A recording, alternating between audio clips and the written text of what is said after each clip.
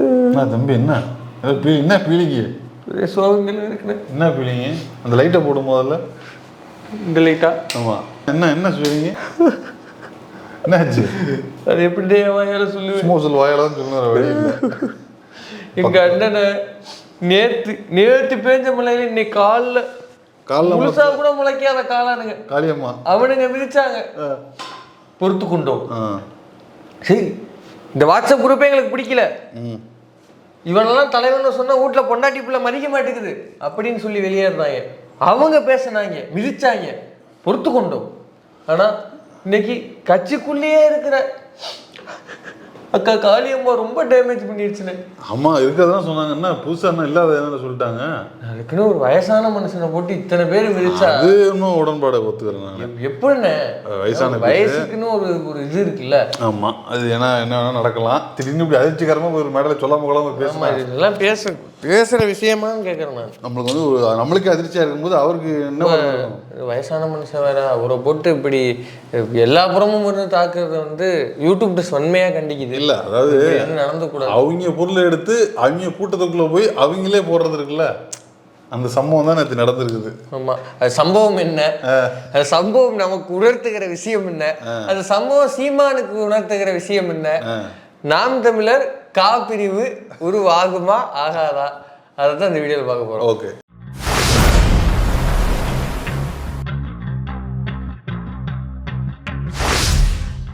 எப்படியோ ஆசைப்பட்ட அந்த இதுக்கு வந்தாச்சு, அந்த வீடியோக்கு வந்தாச்சு. சந்தோஷமா? சந்தோஷம் தம்பி. ஒரு வழியா மாவீரர் நாள் கூட்டம் முடிஞ்சது. இனிதே முடிஞ்சிருந்ததா? இனிதே முடியறதுக்கு அங்கே என்ன இருக்கு? காலி சேர் தான் இருந்தது. ஒரு வழியா அப்படி இப்படி இருட்டி கொண்டு வந்துட்டாங்க. 24 லட்சம். என்னது 24 லட்சம் ஓவா? 24 லட்சம் பேரா? 24 லட்சம் பேர் திரள் நீதி உறவே. 24 லட்சம் ரூபா? ஆமாம், 24 லட்சம் ரூபா. 30 லட்சம் ரூபா டார்கெட் செட் பண்ணி 24 லட்சம் ரூபாய் அடிச்சிட்டானுங்க. அடிச்சிட்டாங்களா? டார்கெட் அடிச்சிட்டானுங்க. அப்படி சொல்ல ஸ்டார் ரைஸ் பண்ணிட்டாங்க. ஓகே. ரேடிசன் ப்ளூக்கு எவ்வளவுன்னு தெரில, ரிமி மார்டினுக்கு எவ்வளவுன்னு தெரில, அங்கே எங்கே வேலண்டைன்ஸுக்கு எவ்வளவுன்னு தெரில. இருக்கும் எல்லாம் அந்த ரேட்டு, அவங்க ரேட்டு எல்லாம் சேர்ந்து 24 லட்சத்தில் கவர் ஆகுதா என்னங்கிறது தெரில. இல்லை அந்த கூட்டத்தை போட்ட புண்ணியவன் என்ன எவ்வளோ கொடுத்தாங்கிறது தெரில. அது பிரச்சனை இல்லை. அந்த கூட்டத்தில் காளியம்மா எந்திரிச்சு அந்த கூட்டத்தில் பேசல. அதுக்கு 2 நாள் ரிவர்ஸ் போனீங்கன்னா பிறந்த நாள். ஆமாம், பிரபாகரன் அவர்களுடைய பிறந்த நாளை முன்னிட்டு கூட்டம் போடுறாங்க. அந்த கூட்டத்தில் ஒரு உண்மையை உடச்சி விட்டுறாங்க. என்ன அப்படின்னா, ஆமாண்டா நீ ஈழத்துக்கு போகலடா. போனாலும் 10 நிமிஷம் தான் நீ பேசுவ. நீ இந்த ஓலா கட்டுற விடுறதெல்லாம் ரொம்ப பொய். ஈழத்துக்கு சீமான் போனது மொத்தமே சந்திச்சது 10 நிமிஷம் தான். அந்த 10 நிமிஷத்தை வச்சுக்கிட்டு தான் 14 வருஷமா நாம் தமிழர் ஜோம்பிகளின் காதுகளில் ஓலா கேபுகளை ஓட்டி கொண்டிருக்கிறார். மற்றபடி அவருக்கும் புலிகளுக்கு எந்தவித தொடர்பும் கிடையாது. அந்தந்த ஆகாரம் எதுவும் பழகலை அப்படிங்கிற உண்மையை உடச்சுட்டு இருக்கிறாரு. அது மட்டும் இல்லை, அதாவது இதுக்கப்புறம் தான் காளியம்மாக்கு யூடியூப் வீடியோஸ் பார்த்துருக்காங்கன்னு நினைக்கிறேன். மொத்தமாக உடலிட்டாங்க இன்னைக்கு. ஆமாம்மா, அது என்ன ஏதுங்கிறத பார்த்துட்டு வந்துருங்க. உண்மையிலே சொல்லணும்னா, இப்போ அண்ணன் படம் எடுத்துட்டு இருந்தாங்க. ஒரு வேளை படம் எடுக்க மட்டும் போய் அங்கே போய் ஷூட்டிங் மட்டும் எடுத்துட்டு திரும்பி வந்திருந்தாங்க அப்படின்னா, உண்மையிலேயே இத்தனை பேருக்கான ஒரு தமிழ் தேசிய தலைவராக இவர் நமக்குள்ள புகுத்தப்பட்டிருக்க மாட்டார். அங்க போய் ஒரு 10 நிமிட பேச்சு இவ்வளவு பெரிய மாற்றத்திற்கு காரணமாகி அவருடைய அரசியலை நிலைபெற செய்வதற்கான ஒரு மையப்புள்ளியாக இருந்தது. ஆனால் அவருடைய கனவு என்பது இன்னும் நிலைபெறாமலே இருக்கிறது. இதைத்தானே குளத்தூர்மணி என்ன சொன்னாரு, 5 வருஷம் பேசிட்டு இது விட்டு புதுசு இல்லை.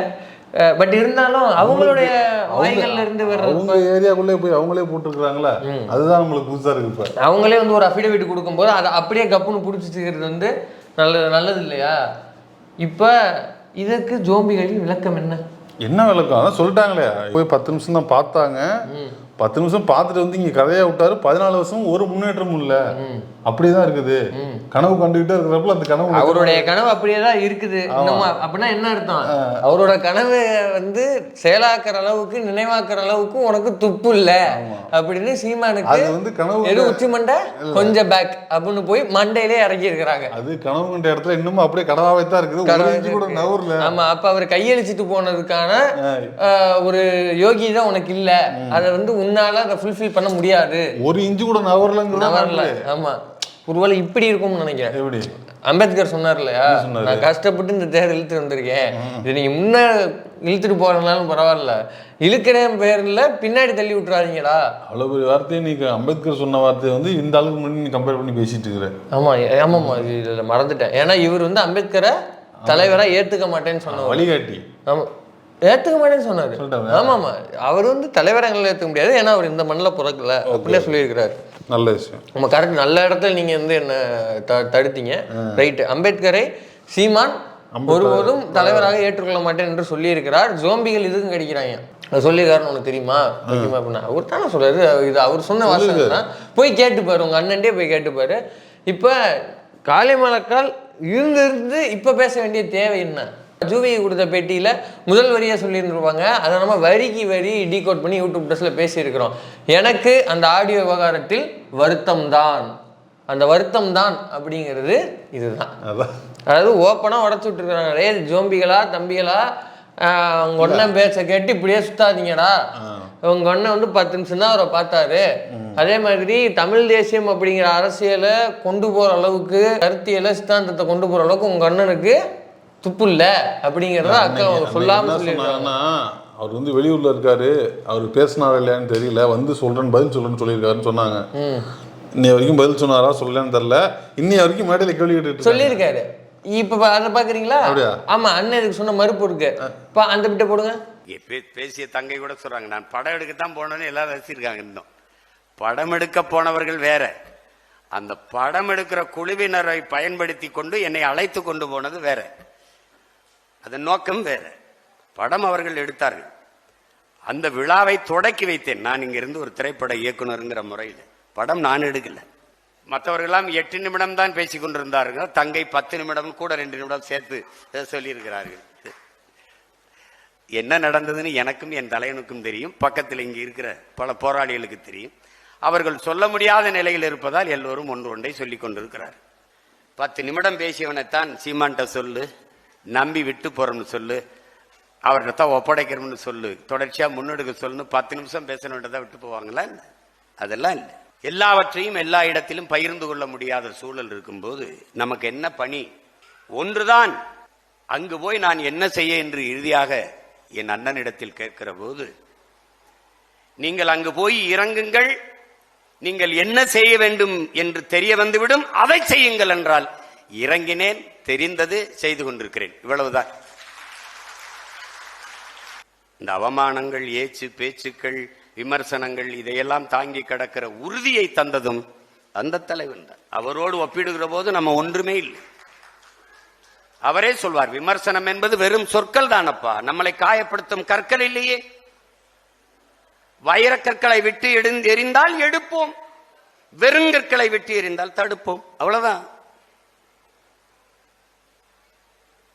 இதுல அருண் மனோஜ் தொடர் இருக்கார்ல, அவர் வந்து வார்த்தைக்கு வார்த்தை பாஸ் பண்ணி மட்டார் முட்டின்னு அடிச்சு போட்டிருக்காப்புல.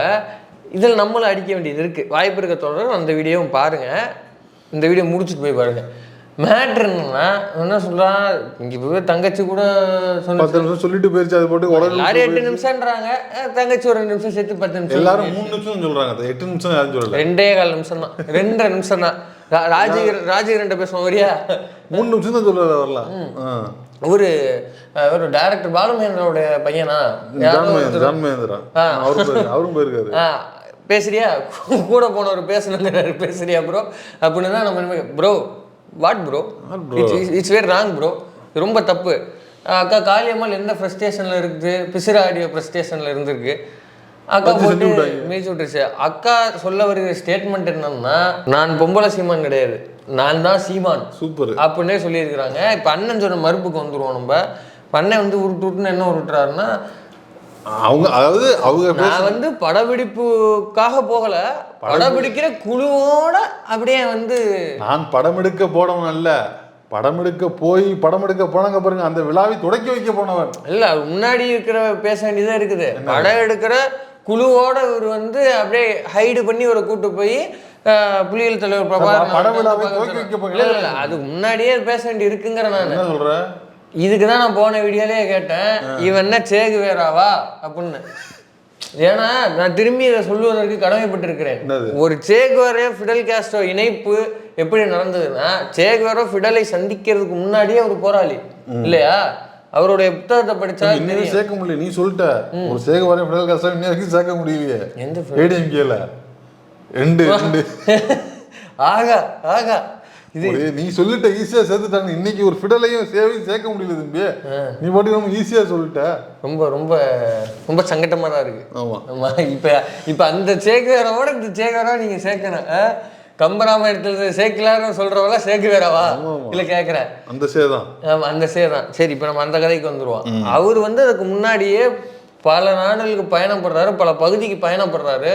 பயணப்பட்டு இவ்வளவு சிக்கல் இருக்குதா, மக்களுடைய இந்த துன்பத்துக்கு காரணம் என்ன, அப்ப அதுக்கான அரசியலை நம்ம இன்னும் பேசவே இல்லையே, இதுக்கான விஷயங்களை நம்ம பேசவே இல்லையே, அப்ப இதை எதை பேசணும்னு அவர் யோசிக்கிறாரு. பொதுவுடைமை சித்தாந்தத்தை நோக்கி நகர்றாரு. அப்ப இவர் நகர்றப்ப இப்ப இதையே வந்து ஒருத்தர் வந்து மிகப்பெரிய இடத்துல இன்னும் தெளிவா இன்னும் மூர்க்கமா நடத்துறாரே அப்படின்னு ஃபிடலை சந்திக்கிறாரு. ஃபிடல் சேகுவேரை ஏற்றுக்கிற இடம் இது. சேகுவேரா இப்படி நாடுகளின் பல்வேறு பகுதியை போய் சுற்றி இருக்கிறாரு, மக்கள் நேரடியாக சந்திச்சிருக்கிறாரு, மக்களோட பிரச்சனைங்கிறத சரியாக உள்வாங்கி இருக்கிறாரு.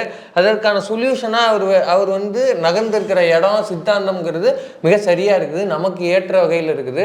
அதனால நம்ம போய் சேர்ந்து சண்டை போடுவோங்கிறது தானே. சேகுவேரா என்ன கியூபால பிறந்தாரா? இல்ல, அவர் வந்து சேகுவேரும் கியூபாக்கு ஏதாவது சம்பந்தம் இருக்குதா? அப்புறம் எந்த அடிப்படையில் அவர் சேர்த்துக்கிட்டாரு? போராட்டம், மக்கள் வந்து ஒடுக்கப்படுறாங்க, அதனால அவங்களுக்கு வந்து நான் உதவி செய்யணும். சித்தாந்தம் சரியா இருந்தது. மக்களை அவர் அணுகுன மக்களை அவர் எந்த வகையில வந்து பெர்சீவ் பண்ணிக்கிட்டாரோ, எப்படி அவர் மக்களை வந்து ஏற்றுக்கொண்டாரோ, புரிந்து கொண்டாரோ, அந்த பக்குவமும் தெளிவும் வந்து சரியா இருந்தது. அவர்கிட்ட சித்தாந்தம் இருந்தது, கோட்பாடு இருந்தது. இதைத்தான் வந்து வெற்றிமாறன் சொன்னாரு, சித்தாந்த இல்லாத தலைவர்களே பெரும் ரசிக குஞ்சுகளை தான் உருவாக்குவார்கள் அப்படின்னு விடுதலை 2ல யார் சொன்னாப்புல அவர் மட்டும் சொல்லி விட்டு போயிட்டாரு. இங்க கதை கலங்குது தமிழ்நாடு. யார் யாரெல்லாம் சித்தாந்தம் இல்லாமல் கேலண்டர் அட்டைகள் போன்று தலைவர்களை வந்து வெறும் புகைப்படங்களாக பயன்படுத்துகிறார்களோ, சித்தாந்தம் இல்லாமல் திரிகிறார்களோ, அவர்களுக்கு கொட்டையும். நிறைய பேர் இருக்கிறாங்க. அது மாதிரி நிறைய பேர் இருக்கிறாங்க. நாம் தமிழ் இருக்கிறது, நாம் தமிழருடைய பி டீம் புசியானந்தோடைய கட்சி இருக்குது. இப்படி எல்லாருக்கும் கொடையத்தான் செய்ய என்ன முடியாதுக்கு. ஆமா. ஸோ இப்படி அவங்க 2 பேரும் மெர்ஜான பாயிண்ட்டு. சேகுவேரா வந்து ஃபிடலை சந்தித்தது, ஃபிடல் வந்து சேகுவேரை ஏற்றுக்கொண்டது. 2 பேரும் மக்கள் புரட்சிங்கிறது தான் வராங்க. அவர் ஆயுத புரட்சியில் இருக்காரு, இவர் ஊர் சுத்திட்டு மக்கள் எல்லாம் பார்த்துட்டு வந்து சந்திக்கிறாரு. நான் உனக்கு உதவி பண்றேன் நண்பா, என்னால உனக்கு முடிஞ்ச நான் உதவி பண்றேன் அப்படின்னு வராப்புல புரட்சி இது பண்றாரு. அவருக்கு அந்த ஐடியா இருக்குது, அவர்கிட்ட அந்த ஸ்டெப் அச்சீவ் பண்றாங்க. அதை இவர்கிட்ட என்ன இருந்தது? சீமான் சந்திச்ச காலகட்டம்ங்கிறது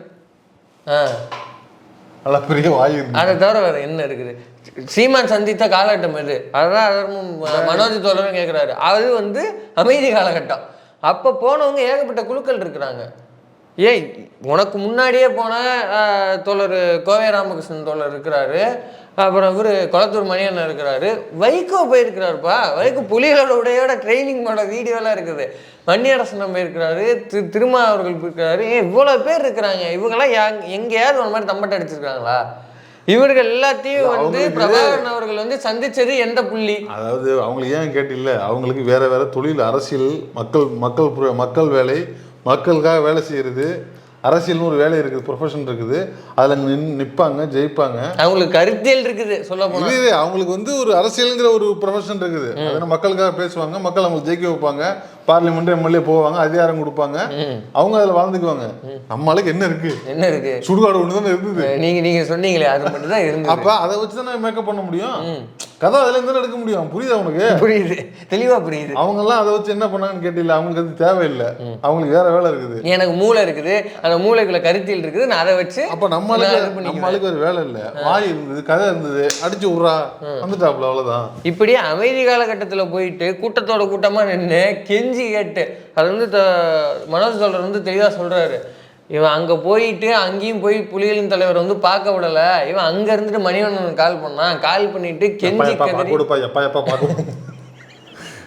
பார்க்க கொடுப்பா அப்படியெல்லாம் கெஞ்சி கதறி அதுக்கப்புறம் மணிவண்ணன் அவர்கள் இங்கே பேசி டைம் வாங்கி கொடுத்தாரு. அப்படித்தான் அவன் பார்த்தான் அப்படின்னு மனோஜ் சொல்றாரு. அப்போ இப்படியெல்லாம் பார்த்துட்டு வந்துட்டு நீ என்னென்ன கதை சொல்லியிருக்கிற, இதயத்தில் இந்த இடத்துல வந்து படுத்துக்குவார், என் நெஞ்சில் இப்படி சாஞ்சிட்டு தூங்குவார். போர் சொல்லலை, நீ சொல்கிற 2000க்கு மேற்பட்ட காலம்லாம் வந்து ரொம்ப தீவிரமாக இருந்த டைமு. அந்த டைமில் நீ போய் பார்த்தேன் வச்சேன், அப்போ நான் இதுக்கப்புறம் இத்தனை தடவை போனேங்கிறது எல்லாமே புருடா. அப்போ அங்கே போனால் எனக்கு வந்து ஆமக்கறி கொடுத்தாங்க, பூனை பொரியல் போட்டாங்க. அதான் அதாவது சீமான் மொத்த விடுதலை யுத்தத்துலேயும் சீமானை பற்றி அதிகமாக வச்சிருக்காரு. அவருக்கு வந்து விடுதலையெல்லாம் வந்து என்னமாவே இல்லை, சீமான் மட்டுமே தான் என்னமா இருந்திருக்கிறாரு. எப்படியாவது தம்பியை வந்து அழுங்காம கொடுக்காம அவனை விட்டு வச்சு இந்த பிக்னிக் மட்டும் கரெக்டாக கொடுத்து. அப்போ யோசிச்சு பாருங்க, வந்து புலிகளின் தலைவர் அவர்களை எந்த அளவுக்கு கொச்சப்படுத்தாம பாருங்க. அதைத்தான் போன வீடியோவில் நம்ம சொல்லியிருந்தோம். கிட்டத்தட்ட அதாவது நீ சொன்ன இலங்கை அரசு சிங்கள அரசு வந்து என்ன சொல்லுதுன்னா, பிரபாகரன் அவர்களுடைய வீட்டில் உள்ளவங்க நீச்சல் குளத்தில் இருக்கிற மாதிரி ஃபோட்டோஸ் எடுத்து போடுறாங்க. நீச்சல் குளத்தில் ஜாலியாக குளிச்சுட்டு இருக்கிறாங்க மனைவி மக்களோட அப்படிங்கிற ஃபோட்டோவை சிங்கள ராணுவம் வெளியிடுது. ஏன் வெளியிடுதுன்னா, சிங்கள மீடியாக்கள் அதை பெடல் பண்ணுறாங்க. பாருங்கள் வந்து இவ்வளோ ஜாலியாக இருக்கிறாரு, ஆனால் வெளியில் வந்து சண்டை போடுறன்னு நடிக்கிறாரு, ஆனால் வீட்டுக்குள்ளே ஒரு ஃபேமிலி நல்லா கவனிச்சிக்கிறாரு, அவங்களாம் ஜாலியாக தான் இருக்கிறாங்க, ஆனால் உங்களை வந்து இந்த மாதிரி அவங்க போரில் ஈடுபடுத்தி உங்களை வந்து சிதைக்கிறாங்க அப்படின்னு ப்ரொபகண்டா பண்ணுறதுக்காக அந்த ஃபோட்டோஸ்லாம் பயன்படுத்துகிறாங்க. அதை விடவும் கேவலமான விஷயம் எதுன்னா, பிரபாகரன் ஒரு சமயக்காரன், பிரபாகரன் ஒரு வேலையும் பார்க்கல, என்ன கவனிச்சதை தவிர அவர் எந்த வேலையுமே பண்ணல அப்படின்னு அவரை வந்து ஒரு கதை சொல்லியாகவும் அவர் வந்து ஒரு சமயக்காரராகவும் ப்ரொபகண்டா பண்ணிருக்கல. சிங்கள ராணுவமே இப்போ ஒதுங்கிருச்சு. சூப்பரா பண்றீங்களே. என்னடா நம்ம என்ன இவ்வளவு கஷ்டப்பட்டு இருந்தோம், இப்படி அசால்ட்டா நம்ம வேலையை பாக்குறானே. சிங்கள கவர்மெண்ட் இப்ப நவுந்துருச்சு, அந்த வேலையா சீமான் தான் மாத்திட்டு இருக்காங்க. சிங்கள ராணுவமும் அப்ப இருந்த சிங்கள கவர்மெண்ட்டோ 2000க்கு முன்னாடியே சீமான் இல்ல அப்படின்னு வருத்தப்படுற ரேஞ்சுக்கு அப்படி பண்றான். சரி, இப்ப இதுல இன்னொரு போர்ஷனும் இருக்குது. எந்த இடத்துலயாவது பெரியாரிய கருத்துக்கோ திராவிட அந்த கருத்துக்கோ எதிரான வகையில் அது நமக்கு தேவையில்லை அப்படின்னு புலிகளின் தலைவர் பிரபாகரன் அவர்களோ இல்லை அதில் அரசியல் பிரிவில் இருந்த பாண்டன் பாலசிங்கம் போன்றவர்களோ எங்கேயாவது புத்தகத்துலேயோ பேச்சுகள்லையோ ஏதாவது ஒரு தீர்மானமோ எங்கேயாவது பதிவு பண்ணியிருக்கிறாங்களா? இல்லை. அண்டன் பாலசிங்கம் அவர்களுடைய புத்தகத்தில் மிகவும் தெளிவாக போட்டிருக்குது, திராவிட தமிழர்கள், இலங்கையில் திராவிட தமிழர்கள் இருந்தார்கள், அவர்கள் குடியிருப்புகள் தான் இருக்கிறது அப்படிங்கிறத, அங்கே இலங்கையில் இருக்கிற தமிழர்களை திராவிட தமிழர்கள் என்று தான் அவர் அழைக்கிறார், அவர் அதை தான் டேர்ம் பண்ணுறாரு. அப்போ புலிகள் வந்து திராவிட ஸ்தானத்தை ஏற்றுக்கொண்ட விஷயம்தான். அதை தவிர்த்து புலிகளின் தலைவர் அவர்கள் சந்தித்த எல்லாத்தையுமே எடுத்துக்குவோம். கொளத்தூர் மணியன்லேருந்து, கூராமகிருஷ்ணன் தோழர்லேருந்து, நம்ம இவர் வைகோலேருந்து, திருமாலேருந்து, இவர் வன்னியர் சன்னன்லேருந்து, இவங்க எல்லாருமே எந்த பின்புலத்தை சேர்ந்தவர்கள்? எந்த குழுமம்? அரசியல் தான், தமிழ் தேசியம் தான். அது இல்லைண்ணே, திராவிடம்ங்கிறத ஏற்றுக்கொண்டவர்கள், திராவிட ஸ்தானத்தில் பயணிக்கிறவங்க, பெரியாரை ஏற்றுக்கிறவங்க. பெரியாரை தாண்டி திராவிடம்ங்கிற ஸ்தானத்தை மறுத்து இவங்க பேசின இடம்னு ஏதாவது இருக்கா? இப்போ நான் லிஸ்ட்டு பண்ணவங்க யாராவது பேசின இடம்னு இருக்கா? அப்போ இவர்களோட எல்லாமே நல்ல பழக்கத்தில் வச்சுருந்துருக்காரு. இவங்க கொடுத்த சர்டிஃபிகேட்டில் தான் உன்னையே சந்திச்சிருக்கிறார் அப்படின்னா நீ இங்க வந்து என்ன சொல்லிக்கிட்டு இருக்கு? அதான் சீமான் சொல்றாப்ல, பிரபாகரனே தப்புங்கிறாப்ல. அவருக்கே விஷயம் தெரியல, புரியுதா அவனுக்கு? இப்ப கடைசியா நீ கொஞ்ச நாள் பாரு, இன்னொரு இது எப்ப வேணா பேசுவாப்ல அவரு, பிரபாகரனுக்கு தமிழ் தேசியம் தெரியலன்றாப்ல. ஏன்னா எங்க அண்ணனுக்கு தெரியல, அவரே தப்பா நினைச்சிட்டு இருந்தாரு. இன்னொரு வாய்ப்பு கிடைச்சா நானே அண்ணன்கிட்ட போய் இதெல்லாம் சொல்லுவேன், சொல்லி கொடுத்துருப்பேன். சரியா அரசியல் பாடத்தை திராவிடம் வேறன்னு அண்ணனுக்கு அரசியல் பாடம் எடுத்துட்டு பொண்ணு சீமான் சொல்றாரு சொல்லிக்கிற நாள் வெகு விரைவில் இல்ல. இப்ப நீங்க சொன்ன விஷயத்துக்கு வருவோம். நம்ம இவர் எதுக்கு போனாராமா, இந்த மாதிரி மறைச்சு முதல்ல வைகோ அவர்களே கொளத்தூர் மணி அவர்களையே மறைச்சி வச்சுலாம் அவங்க கூப்பிட்டு போகல, அவங்க ஓப்பனாக சந்திக்கிற வீடியோ இன்னைக்கு வரைக்கும் இருக்கு. இத்தனைக்கு இவங்கெல்லாம் ஆயுதம் செஞ்சு கொடுத்துருக்குறாங்க. யார்? நம்ம ராமகிருஷ்ணன் குரங்கு. ஏன்னா அவரே பதிவு பண்ணியிருக்காங்க டேக் லிஃப்ட்ல. ராமகிருஷ்ணன் தோழர்லாம் அதுக்காக வழக்கு வாங்கி தண்டனை அனுபவிச்சாச்சு. இனிமே நம்ம சொல்லலாம், ஒன்றும் இது இல்லை. ரெண்டாவது, இந்த மாதிரி வாய மூடுறா நம்ம வாய மூட போய் தான் நாயெல்லாம் வாயை திறந்து நிக்குது. ஆமா, திராவிடம்ங்கிறது ஈழ போராட்டத்துக்கு என்ன செஞ்சது அப்படிங்கிற விஷயமும் திராவிட இயக்கத்தை சார்ந்தவர்கள் எவ்வளவு தியாகங்கள் பண்ணியிருக்காங்கிற எந்த இதுவுமே தெரியாம போயிடுச்சு. இப்போ வைகோ அவர்கள் ஒன்றும் இல்லை, ஈழ போராட்டமும் திராவிட இயக்கமும் அப்படின்னு ஆனால் குலத்துவமணி ரொம்ப சின்ன புக், அது 20 பக்கமாக நம்ம தான் இருக்கும். வாய்ப்பு இருக்கிற தோழர்கள் அதை வாங்கி படிங்க. அதில் வந்து தெளிவாக போட்டிருப்பாங்க திராவிட இயக்கத்தை சார்ந்த தலைவர்கள், இயக்கத்தை ஆதரித்தவர்கள், தோழர்கள்னு இப்படி யார் யார் என்னென்னலாம் இழந்திருக்கிறாங்க, யார் யார் எவ்வளோ தூரம் இது பண்ணி. ஒன்றும் இல்லைண்ணே, கருஞ்சட்டை விருது போன வருஷம் நடந்ததில்லை. இவர் அமைச்சர் ஏவா வேலு கலந்துக்கிட்டாரு. ஏவா வேலு கலந்துக்கிட்டு என்ன சொன்னார், அன்னைக்கு தான் இந்த விஷயமே தெரியும், அவரே பெரிய ஈழ ஆதரவாளர் அப்படின்னு. ஈழ ஆதரவு கூட்டம்லாம் போட்டிருக்கிறாங்க. அப்படியா? ஆமாம்மா, அவரே அந்த கருந்தட்டி விருதுகள்ல அவரே பதிவு பண்றாருல. எனக்கும் தோழர் அருள்மொழிக்கும் வந்து முன்னாலேருந்தே அது தெரியும், இப்போ இருந்தெல்லாம் இல்லை, முன்னாலேருந்தே தெரியும். நான் ஊர்ல வந்து ஈழ ஆதரவு கூட்டம்லாம் போடுவோம், அப்போ வந்து இவங்களும் வந்து ஆதரவு தெரிவித்து இவங்களும் வந்து கேட்பாங்க, இப்போ நாங்கள்லாம் இணைந்து கூட்டம் போட்டிருக்கிறோம், தனியாக கூட்டம் போட்டிருக்கோம். அவர் நிறைய விஷயங்களை அதை பதிவு பண்ணார். என் நினைவு சரியாக இருந்தால் அதான் அவர் சொன்னார்னு நினைக்கிறேன். அன்னைக்கு தவறாக இருந்தாலும் சொல்லுங்க, நம்ம அதே அப்டேட் பண்ணுவோம். இப்படி இருக்கிற யார் யார் எவ்வளோ பங்கு கொடுத்துருக்குறாங்க, என்னென்ன பங்கு வச்சுருக்காங்கிறத அந்த புத்தகத்தில் தெளிவாக இருக்குது. சீமான் செய்தது என்ன, ஈழ விடுதலைக்காக, ஈழ போராட்டத்துக்காக சீமான் செய்தது என்ன, என்ன காரணத்துக்காக இவனை மறைச்சு கூப்பிட்டு போகணும். இவ்வளோ பேர் வந்து ஸ்ட்ரைட்டாக போய் பார்த்துருக்காங்க, சீமான் முண்டியா மறைச்சு போகணும் அப்படி வரணும் பெரிய போராளியா? அதைத்தான் கேட்ட வரணும் சேக்குவேராவா கேட்குறீங்க? கேட்குறேன், பதில் என்ன அதை விடுங்க. நீங்க சொன்ன பாயிண்ட், திரைப்பட இதில் வந்து தூக்கிறதுக்கு போறாங்க. என்னத்தை நீங்க கேட்கிறீங்க, நீங்க என்னத்தை இனாகரேஷன்? உலகத்துல இவர் தானே, இவரு கார்ல் மார்க்ஸ் அடுத்து இவர் தானே. அதனால அந்த பட விழாவுக்கு கட்டிங் ரிப்பன் கட்டிங் போயிருக்காங்க. ரிப்பன் கட்டிங் எதுவும் ஒன்று தனியா ஸ்பெஷலாக வச்சு போறாங்க. நான் இருக்கிறேன். அப்போ பாரதிராஜா அவர்களை விட அந்த காலகட்டத்தில் பெரிய இயக்குனர் சீமானு சொல்லுங்க. பாலுமேந்திரா காலத்துலயுமே சீமான் பெரிய இயக்குனர் கிடையாதுப்பா, இப்பயுமே கிடையாது. பாலுமேந்திரா அவர்கள் இருக்காருல்ல, அவரை விடவும் வந்து பெரிய இயக்குனர் அவரு. இவர்கள் எல்லாமே ஈழ ஆதரவு நிலைப்பாடுல இருந்தவர்கள் தானே. பாரதிராஜா எல்லாம் சந்திச்சிருக்கிறாருல, பாரதிராஜா அவர்கள் சந்திச்சிருக்கிறாருல்ல, அங்கேயே போய் ஈழத்திலேயே போய் புலியை சந்திச்சிருக்காருல்ல. அவரை விட ஒரு பெரிய இயக்குனரா? இனாகரேஷன் பண்ண உங்களை தான் கூப்பிட்டாங்களா இனாகரேஷனுக்கு? நான் என்ன கேட்கிறேன், கலைஞர் இல்லைன்னா, கலைஞர் மட்டும் இல்லைன்னா வாழ்த்துக்களுக்கு இக்கன்னா வருமானு கூட எனக்கு தெரியாது. ஆமாவா இல்லையா? வாழ்த்துக்களுக்கு இக்கு வருமா வராதான்னு கலைஞர்கிட்ட கேட்டுதானே கேட்க வேண்டியது கேள்விதானா? அவர்கிட்ட கேட்க வேண்டிய கேள்வி எவ்வளவோ இருக்குது. அவன் மண்டையில அவ்வளவுதான் வரும் வச்சுங்க, அது வேற. நான் என்ன சொல்றேன், வாழ்த்துக்கள்னு ஒரு படம் எடுத்தான், கலைஞர் மட்டும் சொல்லலைன்னா வாழ்த்துக்களுக்கு இக்கனா போட்டு தான் நீ எழுதியிருப்பேன். அது சரி, வேலாயுதம்னு எழுத சொன்னா வேவண்ணாக்கு துணைக்கால் போடுறவன்ட்டெல்லாம் நம்ம என்னத்த பேச முடியும்? அப்படி இருந்துகிட்டு நீ என்னென்னலாம் நீங்க பேசுற. உங்களை இனாகரேஷன் கூப்பிட்டாரு, இனாகரேஷன் கூப்பிட்டான்னு ஒண்ணும் இல்லை, அதர்வமோட சொல்ல 2-3 இமேஜ் எல்லாம் போட்டு கட்டுறாரு. அங்க போய் அசிஸ்டன்ட் டைரக்டர் வேலை தான் பார்த்துருக்காப்புல. அது சொல்லிட்டு போ, உனக்கு என்ன அவ்வளவு? இல்ல இந்த பேட்டிலேயே, இந்த பேச்சிலேயே கடைசியில ஒண்ணு சொன்னாங்க, கவனிச்சியா? என்னது? நெஞ்சிலே இருப்பதை வெளியே பேசுங்கள், வெளியே பேசுவது மாதிரி உள்ளே வெளியே நடந்து கொள்ளுங்கள். எனக்கு புரியலப்பா, அந்த கடைசி கட்டு போட்டு விடுங்க. அவரால் சுயமாக சம்பாதித்து தன் குடும்பத்தை காப்பாற்றுகின்ற வாழ்வியல் நடைமுறை இருந்த போதிலும் ஒருத்தன் அதெல்லாம் தூக்கி எறிஞ்சிட்டு இனத்துக்காக வந்து ஒரு தன்னை பலி கொடுத்தாலும் பரவாயில்ல நிக்கிறவனுடைய பெருமகனுடைய வாரிசுகள் என்று நாம் சொல்கிறோம் என்றால், உங்கள் சுயநலத்தையும் கொஞ்சம் தூக்கி ஒரு தோரமா வைங்க என்று உங்களை இந்த நல்ல நாள் கேட்டு, மனதில் என்ன நினைக்கிறீர்களோ அதையே பேசுங்கள், எதை பேசுகிறீர்களோ அதையே செயல்படுத்துங்கள். இல்லை என்றால் அவருடைய பிள்ளைகள் என்று சொல்லிக் கொள்வதற்கு அர்த்தமே இல்லை. அதனால பாத்தியா என்ன சொல்றது, இந்த இடத்தை நான் கவனிக்க தவறிவிட்டேன். அதாவது மனசுல என்ன நினைக்கிறீங்களோ அதை வெளியே பேசுங்க, வெளியே பேசுற மாதிரி கட்சியில நான் செயல்படுங்க அப்படின்னு. அதாவது மேடையில் என்ன பேசுறியோ அதே மேடை விட்டு இறங்கி காருக்குள்ள போகும்போது கடைபிடி, அதே பிரஸ் மீட்லயும் கடைபிடி, அதே கட்சியிலையும் கடைபிடி அப்படின்னு சீமான சொல்றாருன்னு நீங்க சொல்றீங்களா? ஆமா ஆமா ஆமா கன்ஃபார்ம். இல்லைன்னா போயிடுங்க, இந்த களத்துல இருக்காதீங்க, வெளில போயிடுங்கிறாப்புல. ஒரே சீமானே வெளில போகுங்க, வெளில போட்டாங்க. ஆமா, ஏன்னா சொன்னபடி நடந்துக்காக அவர்தான். சுயநலம் இல்லாமல் அவர் வந்து குடும்பம், அவர் வந்து அப்படி வாழ்ந்தாரு, இந்த மாதிரி வாழாதீங்கன்னு யார சொல்றாங்க அவங்க? யாரு இப்ப அப்படி இருக்கா? சரி, இந்த 10 நிமிஷம் பேச்சுல சீமான்னு ஒரு வார்த்தை வந்துச்சா, அண்ணன் ஒரு வார்த்தை வந்துச்சு, யாராவது கவனிச்சிங்களா? நான் தெளிவா சொல்றேன். இதுக்கு முன்னாடி காளியம்மாள் பேசும்பொழுது சீமான்னு சொல்லுவாங்க, அண்ணன்னு சொல்லுவாங்க, அவரை கையை காமிச்சு நல்லா சந்தோஷமா நல்லா வந்து எழுச்சி உரையா இருக்கும். நேற்று உரையில எல்லாம் பார்த்தாலும் இவர் தானே பின்னாடி பிரபாகரன் அவர்கள் மட்டும்தான் காமிச்சாங்க. சீமானை பத்தி பேசல, அண்ணன்னு ஒரு வார்த்தை யூஸ் பண்ணல, அண்ணன்னு சீமானையும் குறிப்பிடல. கரெக்ட். அதே மாதிரி நீங்க சொன்ன ஃபைனல் பாயிண்ட், அதுவும் கரெக்ட். அவர் வந்து சுயநலம் ஒரு வாழ்க்கை வாழ்ந்திருக்கிறாரு, குடும்பம் குட்டி. ஆமாண்ணே, மேல வாங்க. கைத்தட்டு விழுற மாதிரி பேசவே இல்லை அவங்க. அவங்க மனசுல உள்ளதை அப்படியே நேக்கா பிரபாகரனையும் சீமானை வச்சு கம்பேர் பண்ணி எடுத்து இறக்கி விட்டு போயிட்டாங்க. அவர் தலைவர், ஆமா, இது என்னங்கிறது நீங்களே முடிவு பண்ணிக்கீங்க அப்படின்ற அளவுல வந்த வேலை எதுக்கு வந்தோமோ அந்த வேலையை விட்டு விட்டு டோட்டல் சமயக்காரனா நான் மாஸ்டர் சமையல் ரெடி அப்படின்னு வந்து நிக்கிறாப்புல. அந்த மாதிரி ஆக்காதீங்க.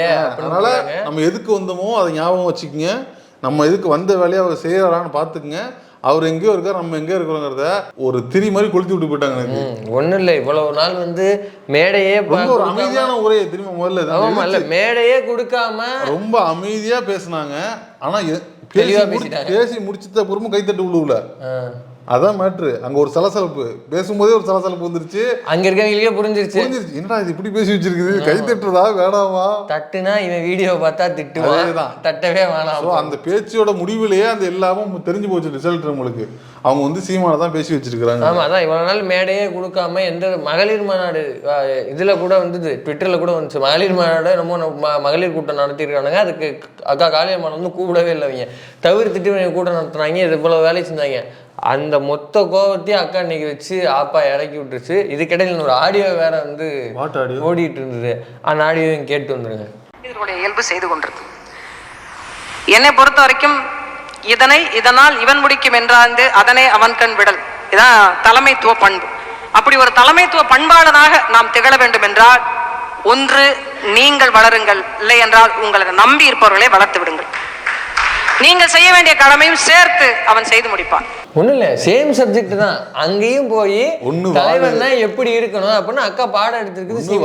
வாழ விடு, நீயே ஜெயிக்கிறேன் ஜெயிக்க விடு. ஆமா, உனக்கு வந்து தமிழ் தேசிய அரசியலை கொண்டு போறதுக்கு துப்பு இல்லைன்னா விலகிரு, நான் அந்த அரசியலை எடுத்துட்டு போய்க்கிறேன். ஒரு தலைவர்னா முதல்ல வந்து தான் ஜெயிக்கணும் அல்லது கீழே இருக்கிறவங்களும் சேர்த்து வளர்த்து விடணும். அவன் தான் தலைவன். இது ரெண்டு பண்ணாதான் தயவு செஞ்சு தலைவனே கிடையாது, நீங்க வெளில போடுங்கிறாங்க. நாம் தமிழருக்கா நீ உருவாக்குறதுக்கு தயாரா இருக்கிறேன்னு அக்கா அறைகூவல் விடுறாங்களா அப்படிங்கிறது தெரியல.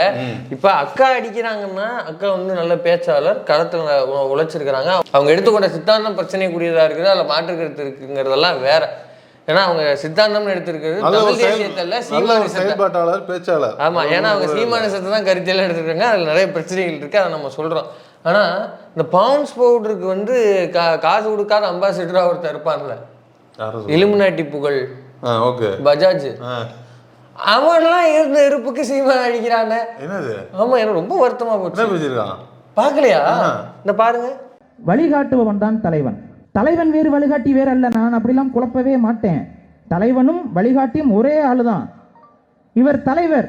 ஒரு தமிழன் தான் தமிழருக்கு தலைவராக இருக்க முடியும். ஆனால் வழிகாட்டி அவன் வேணாலும் இருக்கணும் சொல்ல மாட்டேன். நான் தமிழர் தான் வழிகாட்ட முடியும், தலைவன் தான் வழிகாட்ட முடியும்.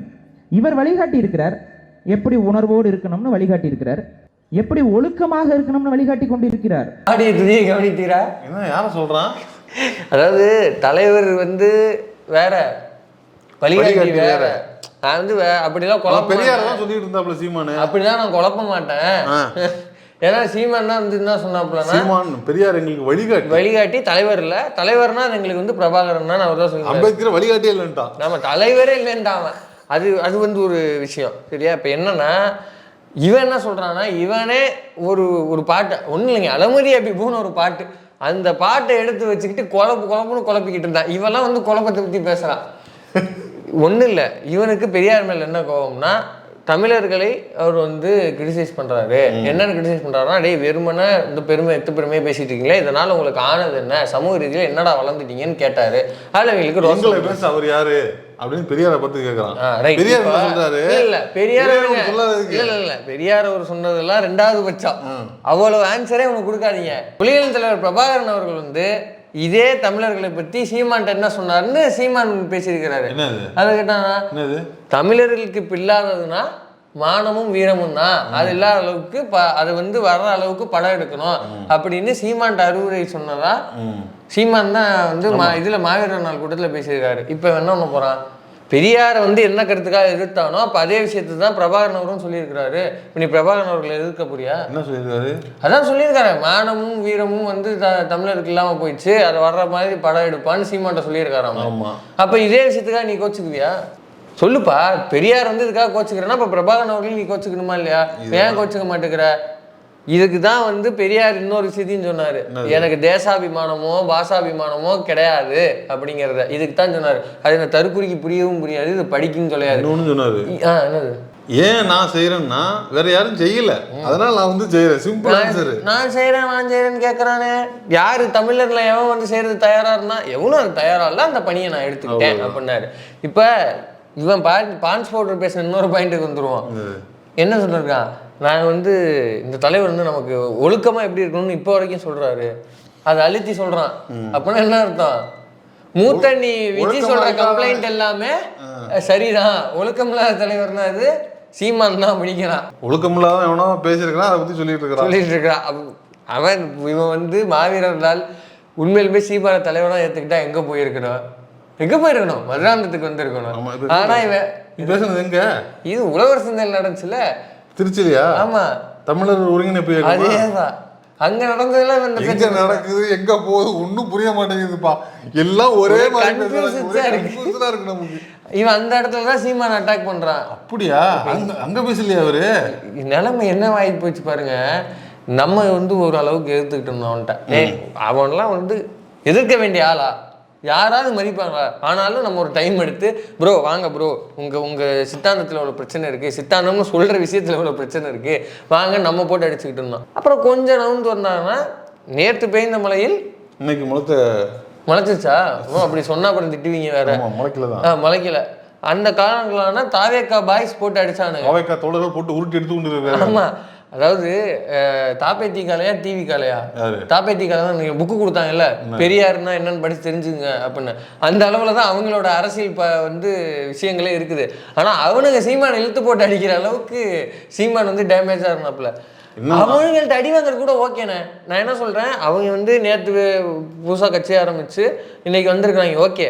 குறைந்தபட்சம் அடுத்த கட்ட அரசியல்னு பேசுவானுங்க. ஏன்னா எலெக்ஷனில் நிற்க போகிறவங்கள உறுதியாக இருக்கிறாங்க. அவங்கள்ட்ட அடி வாங்குறது கூட ஒரு நின்றுவாங்கிறது உறுதி, டெபாசிட் வருமாங்கிறது தெரியல. கண்டிப்பா அது தெரியல நிக்கிறாங்க. ஆமா, உறுதியா சொல்றேன். அவங்க சொல்றாங்க பாத்துறோம், ரைட். அப்படி அவங்கள்ட்ட மிதி வாங்குறது கூட சரி போய்த்தோன்னு ஒரு லாஜிக்கு. ஆனா எனக்கு என்ன கண்ணுக்குள்ளேயே நிக்குதுன்னா, அந்த ஹைவேல பர்கர் சாப்பிட்டுக்கிட்டே அந்த பையன் சண்டைக்கு வாடா அப்படின்னு கூப்பிட்டான்ல, ஏன்னா அண்ணன் உருண்டு கரண்டு பேசிக்கிட்டு இருந்ததெல்லாம் என் ஓட்டெல்லாம் எங்க இருக்குன்னு நினைக்கிறேன். 8வது 9வது படிச்சுக்கிட்டு இருக்கு, என்ன வரும். ஆமா, அந்த 8வது 9வதுலாம் இப்ப சுண்டி விரல் சுண்டி கூப்பிடு சீமானே என் கூட சண்டைக்கு வரான்னு.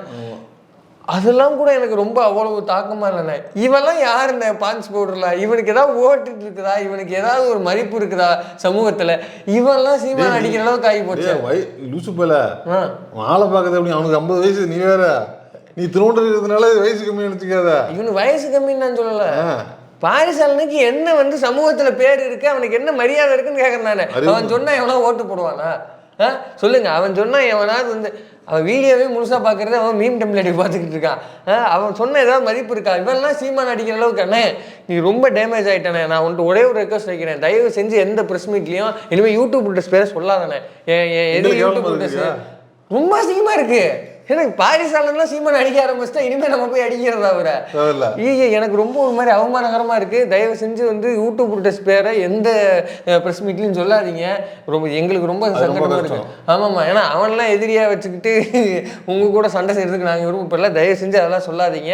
அதேமாதிரி கூடிய விரைவில் நாம் தமிழர் கா அணி உருவாக போகிற எல்லா அறிகுறியும் அக்காவோட பேச்சில் பிரகாசமாக தெரியுது. அதனால் அடுத்து அந்த ப்ரெஸ் மீட்டில் நம்ம மீட் பண்ணுவோம்.